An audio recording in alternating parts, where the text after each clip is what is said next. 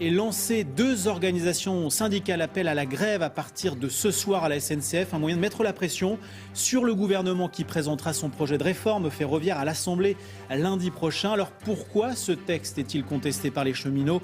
Nous poserons la question à Joël Vignery du syndicat CGT. L'actualité sociale dominée par la bataille du rail. Lundi prochain, l'Assemblée nationale examinera le projet de réforme ferroviaire. Un texte contesté par 2 organisations syndicales, la CGT et Sudrail, qui appellent à la grève à partir de ce soir, 19h. Conséquence, d'importantes perturbations sur le trafic. Prévoyez 2 TGV sur 3 pour Paris-Tours. Même chose pour Paris-La Rochelle. Situation plus difficile sur Paris-Bordeaux et Paris-Sud-Aquitaine, Midi-Pyrénées, avec 1 TGV sur 3 seulement. Pour les trains express régionaux, 2 TER sur 3 devraient circuler demain. Vous pouvez effectivement trouver des informations sur ces numéros de téléphone qui s'affichent. Alors que contestent concrètement les cheminots qui seront en grève? On va poser la question tout de suite à Joël Vignery. Bonjour. Vous êtes le secrétaire départemental de la CGT cheminots dans la Vienne. Alors, selon le gouvernement, cette réforme doit renforcer notamment le service public, permettre un socle social commun à tous les salariés, améliorer la cohérence entre le gestionnaire de l'infrastructure, RFF aujourd'hui, et l'exploitant, la SNCF. Vous dites c'est faux sur toute la ligne. Pourquoi ? Alors, il y a une chose qu'on partage, c'est le constat. Aujourd'hui, le modèle ferroviaire français, il est dans une impasse. La CGT a toujours dit depuis la séparation des RFF en 97 que c'était une hérésie, ce qu'on appelle nous la séparation de la roue et du rail. Ouais, la séparation de Réseau Ferré de France qui gère les rails et de la SNCF qui fait rouler les trains. Voilà, tout à fait. Et bon, tout le monde s'accorde enfin, on va dire aujourd'hui, à dire que ça ne marche pas. Le gouvernement nous a annoncé il y a un an une réforme avec la réinternalisation, la réunification du système avec le retour des RFF, qui nous semble être une bonne chose sur ce point. Bien pour vous ? Pour nous présenter une réforme qui se structurerait en l'éclatement de l'entreprise en 3 EPIC indépendants. 3 établissements indépendants. Voilà, 3 établissements totalement indépendants, avec, où on met d'un côté toutes les personnes qui sont en lien avec le réseau, l'entretien, la circulation, le RFF, le propriétaire qui gère les horaires, la non-discrimination, l'accès, ainsi de suite, et puis toutes les activités. Et là, vous craignez quoi concrètement? C'est que tout le monde ne soit pas logé à la même enseigne? Alors, très clairement, ce qu'on a peur, c'est qu'on a bien vu qu'avec un système où on avait un seul EPIC et un tout petit à côté à l'époque qui était RFF, ça ne fonctionnait pas. Et là, on nous explique qu'en mettant 3 gros EPIC, ça va améliorer les choses. On est convaincu du contraire. Mais vous proposez quoi concrètement? L'endettement de RFF et de la SNCF, c'est 40 milliards d'euros. Rien que les intérêts de cette dette, c'est 1,7 milliard par an. Il faut bien trouver une solution. Bien sûr, c'est pour ça que nous aussi, on dit qu'on veut aussi une réforme et que sur une plateforme unitaire avec la CGT, l'UNSA, Sudrail, qui représente 75% des cheminots, on a présenté un projet qui s'appelle La Voie du service public. C'est la réunification réelle du système avec le retour des RFF dans une branche qui assurera la séparation comptable, qui est une obligation européenne, au sein de l'EPIC SNCF, et qui nous permettrait de garder les cohésions qu'on a aujourd'hui et de remettre aussi un petit peu de multi-activité dans nos métiers. Et cette proposition, vous l'avez déjà soumise au ministre? Alors, cette proposition a fait l'objet elle a été soumise, elle a fait l'objet de discussions. Notre projet n'a pas été retenu. Les craintes sont de plus en plus exacerbées, notamment depuis la semaine dernière, où on a eu le résultat de la commission des amendements. Et notre entreprise communique en nous disant « vous allez garder votre statut quoi qu'il arrive ». Vous n'y croyez pas? On n'y croyait pas, et puis maintenant on sait que c'est plus une réalité, puisqu'un des amendements retenus, c'est qu'ils ne garantissent plus le statut et les conditions de travail. En 2 mots, qu'est-ce que vous dites au voyageur qui, lui, paye son billet SNCF, notamment TGV, de plus en plus cher? Ça va être compliqué de lui expliquer que demain, il y a grève. On est toujours dans la problématique où, pour se faire entendre, on est obligé d'avoir un rapport de force, puisque les négociations n'aboutissent pas. Et ceux qui trinquent, au final, ce sont les cheminots, mais on sait très bien aussi les usagers, ça c'est une réalité. Sauf qu'il faut savoir que dans le projet de loi, il y a aussi une clause qui dit que pour le financement du projet du gouvernement, il faut augmenter les tarifs, notamment des billetaires. Et nous, on se bat contre ça. Merci beaucoup, Joël Vignery, d'avoir accepté l'invitation de ce Midi Pile. Je rappelle donc que le trafic SNCF devrait être perturbé à partir de ce soir, 19h.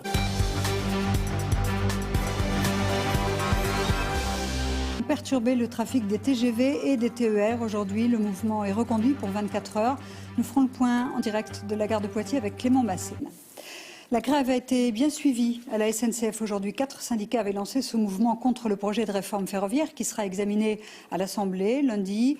Et le mouvement a été reconduit. La direction estime que 28% des cheminots étaient en grève aujourd'hui, un chiffre contesté par les syndicats. Ça nous paraît très incohérent avec le nombre de trains qui a circulé, le nombre de cheminots qui a participé aux assemblées générales. Et aux annonces qui étaient faites depuis ce matin par les médias qui annonçaient des chiffres bien supérieurs, qui étaient beaucoup plus cohérents avec ce qu'on envoyait nous de la mobilisation sur nos postes de travail. Les grévistes s'opposent au projet de réforme ferroviaire. Ils prévoient notamment de regrouper la SNCF et Réseau Ferré de France. Objectif, faire des économies et préparer l'ouverture totale à la concurrence. Je demande la libéralisation du rail, ça veut dire la privatisation tout simplement du rail. Ça veut dire que dès lors qu'il y a une entreprise privée, on l'a vu dans d'autres secteurs, l'énergie, les télécoms et autres, à la poste notamment, eh bien c'est une augmentation des tarifs.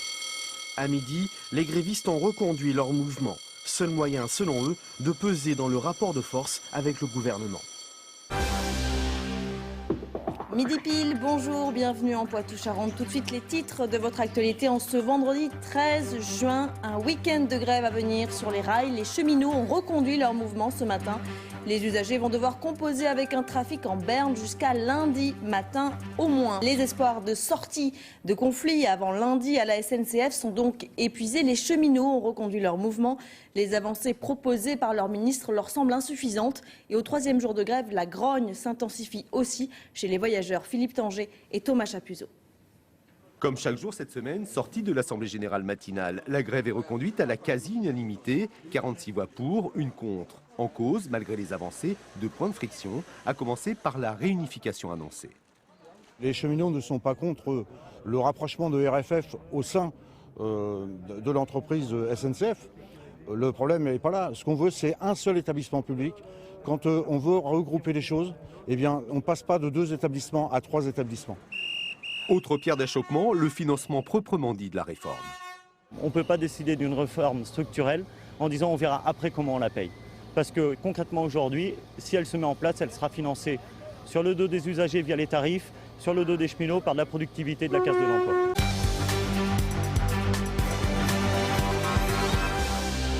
SNCF toujours en grève et jusqu'à lundi au moins. Après 3 jours de conflit, le mouvement semble se durcir. Les voyageurs doivent s'armer de patience.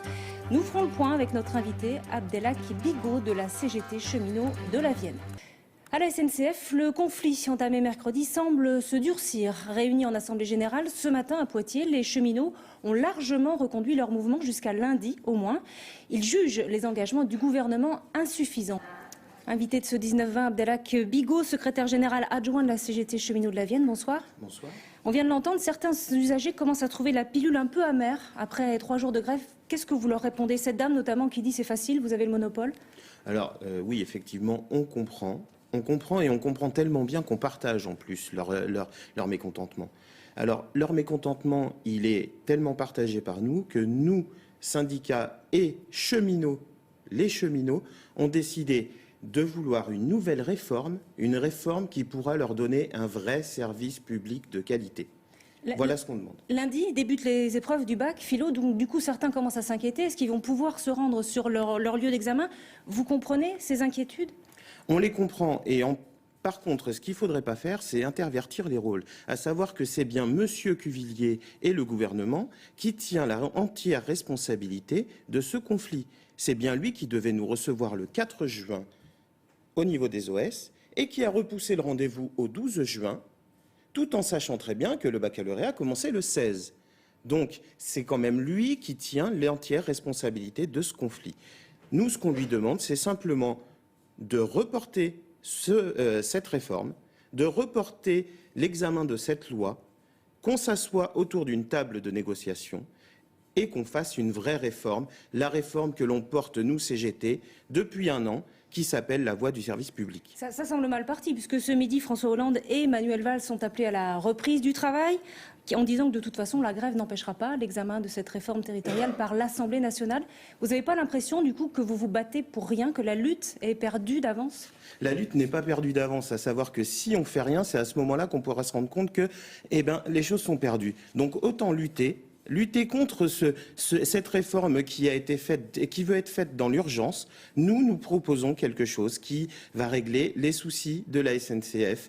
La SNCF qui a un déficit que l'on raconte de 44 milliards d'euros, qui a été mis sous un tapis depuis 1997. Et là, aujourd'hui, on nous explique qu'il faut faire cette loi tout de suite, en urgence, et la voter d'ici mardi. Eh bien non.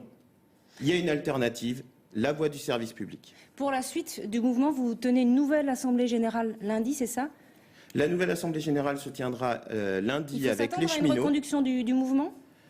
À quoi il faut s'attendre, je ne sais pas. Je n'ai pas de boule de cristal. C'est bien les cheminots qui sont souverains et c'est eux qui décideront en Assemblée générale de la suite du mouvement. Abdelhak Bigot, je vous remercie. Je rappelle que vous êtes secrétaire général adjoint de la CGT de la Vienne.